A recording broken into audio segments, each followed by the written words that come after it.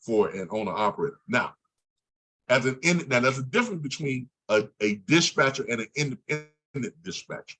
Okay, usually dispatchers work for a large trucking company, and they are basically just monitoring the movement of freight, issuing their the loads to they're sending stuff out to them on their Qualcomm so they can get it. It's okay. You got a load that's picking up here, going there. When you're doing that for a company, those drivers don't have a choice. Okay, they don't have a choice. What you send them, they have to run. They have to pick up. They have to deliver. They can't say, well, no, I don't want to go there on the day. They don't have a choice. They have to do that. That's what's called forced dispatch. That's what a quote unquote dispatcher does, working for a big company. Independent dispatchers, you all are entrepreneurs, basically, right? You're running your own dispatch service. You are seeking to contract with owner-operators, people who own their own truck or own a small fleet of trucks, okay? Now, they have a choice. They don't have to run what you find for them. They tell you what they want, and then you have to go out and find something that meets their criteria. You are, in that sense, you are more of a salesperson, right? Don't you have to negotiate with the broker too? Sometimes you do have to negotiate with the broker, but the people you can't negotiate with is shippers.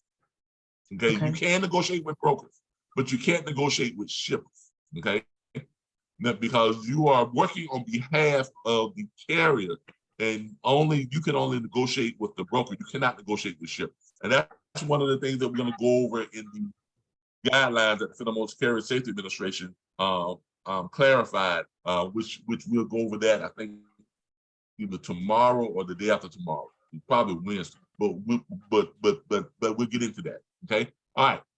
So, what does a dispatcher do? A freight dispatcher's job is essentially, like you all said, to manage freight on behalf of a carrier. That includes using load boards and personal connections. A lot of dispatchers forget that part.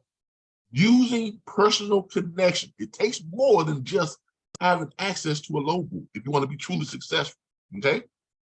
Using personal connection to connect freight that needs to be shipped, speaking to brokers, conducting negotiations, and eventually dispatching drivers and setting up their routes.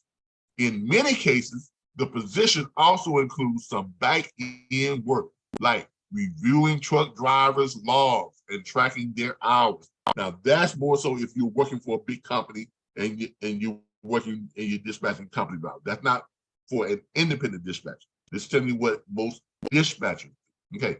A freight dispatcher is often confused with a freight broker, but the two positions have different and distinct roles. A broker is a legal entity that serves as a middleman between the shipper or manufacturer. Okay, let me repeat that. A broker is a legal entity that serves as a middleman between the shipper or manufacturer. Now, let me expand on that a little bit. What a broker does, and you all are going to have some experience in this because you're going to be working for a brokerage firm. What a broker does, brokers represent the shippers. Okay, the shipper has a whole bunch of freight that needs to be moved.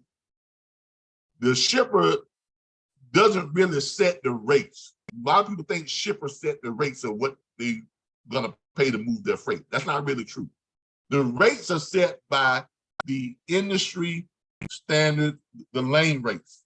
Okay, what is the trend? What is the average rate that freight moves from point A to point B? Okay, that's determined by a lot of factors. That mostly is determined by that type of truck pulling that type of trailer. Let's say if a shipper says that I've got some freight, I've got some steel beams or steel rods, right? That he's going to flatbed, and it picks up in Memphis, Tennessee, and is going to Atlanta, Georgia. okay? What a shipper does, they have all this freight that's going that route. A broker comes in and says, I'd like to help you move that freight. The shipper then says, okay, what are you going to charge me to move it? Because the broker is that's what a broker is. They're a go-between between that shipper, helping them to move the freight and connecting with the carriers, trucking companies, who has the ability to pick up and deliver that freight. So the broker has to negotiate what's called their margin. Okay, so the broker then looks at the lane rates. Okay, the broker then looks at the lane rates, and then the lane rates are determined. Matter of fact, let me show you all something real quick here. Let me go pull up this TNTMS. Give y'all. Let me show y'all exactly what we're talking about.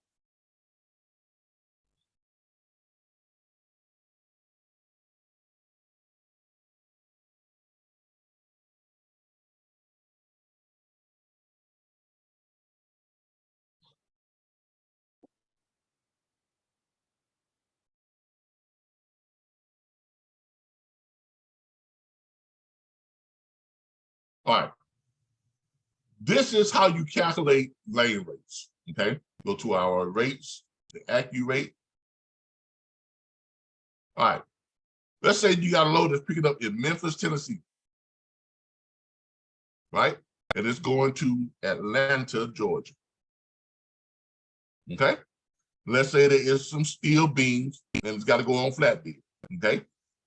Here is what a broker does. Okay. The shipper says, I got some steel beams that picking up in Memphis, going to Atlanta. We run that route every day. We have about 10 loads a day that's running that route.